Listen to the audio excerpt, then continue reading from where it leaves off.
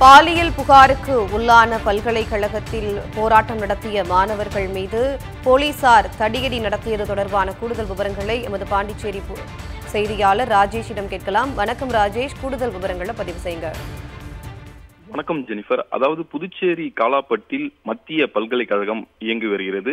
இந்த மத்திய பல்கலைக்கழகத்தில் புதுச்சேரி மட்டுமின்றி தமிழகம், கேரளா, ஆந்திரா, மத்திய பிரதேசம் உள்ளிட்ட பல்வேறு வெளி மாநிலங்களிலிருந்து 5000த்திற்கும் மேற்பட்ட மாணவிகள் இளநிலை, முதுநிலை மற்றும் ஆராய்ச்சி கல்வி பயின்று வருகின்றனர். இதே போன்று புதுச்சேரி மத்திய பல்கலைக்கழகத்தின் கிளை காரைக்கால் பகுதியில் உள்ளது. அங்கும் ஏராளமான மாணவி பயின்று வருகின்றனர். இதற்கிடையே கடந்த சில நாட்களுக்கு முன்பு ஒரு ஆடியோ ஒன்று வெளியானது. அந்த ஆடியோவில் பேசிய மாணவி தன்னை பேராசிரியர் பாலியல் ரீதியாக துன்புறுத்துவதாகவும், அதே போன்று வாட்ஸ்அப் மூலம் நிர்வாண படங்களை அனுப்ப சொல்லி மிரட்டுவதாகவும், அப்படி அனுப்பவில்லை என்றால் தனது இன்டர்னல் மார்க்கை குறைத்துவிட வேண்டும் என்று மிரட்டுவதாக கூறி அழுதபடி ஒரு ஆடியோ வெளியிட்டிருந்தார். மேலும் பல்கலைக்கழகத்தில் படிக்கும் கேரளா மாணவிகளை குறிவைத்து இது போன்ற சம்பவங்கள் நடைபெறுவதாக அவர் பரபரப்பு குற்றச்சாட்டை வெளியிட்டிருந்தார்.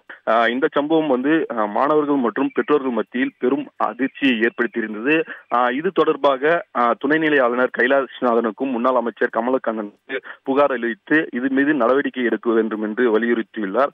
இந்த பல்கலைக்கழக மாணவிகள் மீது பாலியல் புகார் ஆனது புதுச்சேரியில் பெரும் பரபரப்பை ஏற்படுத்தியிருந்த நிலையில் நேற்றைய தினம் காலாப்பட்டியில் உள்ள மத்திய பல்கலைக்கழக வளாகத்தில் 100க்கும் மேற்பட்ட மாணவர்கள், அதாவது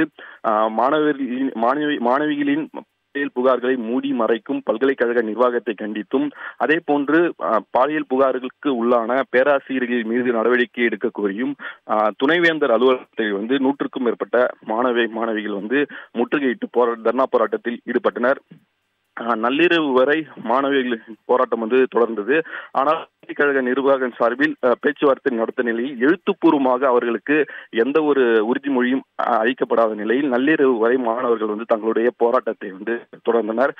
கிட்டத்தட்ட 2 மணி வரை மாணவர்களின் போராட்டம் தொடர்ந்ததால் காலாப்பட்டு காவல் நிலைய போலீசார் அத்துமீறி பல்கலைக்கழக வளாகத்திற்குள் நுழைந்து மாணவர்கள் மீது கடுமையான தடியடி நடத்தி அவர்களை கைது செய்துள்ளனர். குறிப்பாக 6 மாணவிகள் உட்பட 24 மாணவர்களை தற்சமயம் காலாப்பட்டு போலீசார் கைது செய்துள்ளனர். அவர்கள் தற்பொழுது வரை விடுவிக்கப்படவில்லை. இதனால் மாணவர்கள் மத்தியில் பெரும் கொந்தளிப்பு ஏற்பட்டு 2வது நாளாக இன்று மாணவர்கள் பல்கலைக்கழக நிர்வாகத்திற்கு எதிராக போராட்டத்தில் ஈடுபட உள்ளனர். கூடுதல் விவரங்களை வழங்கியமைக்கு நன்றி ராஜீவ்.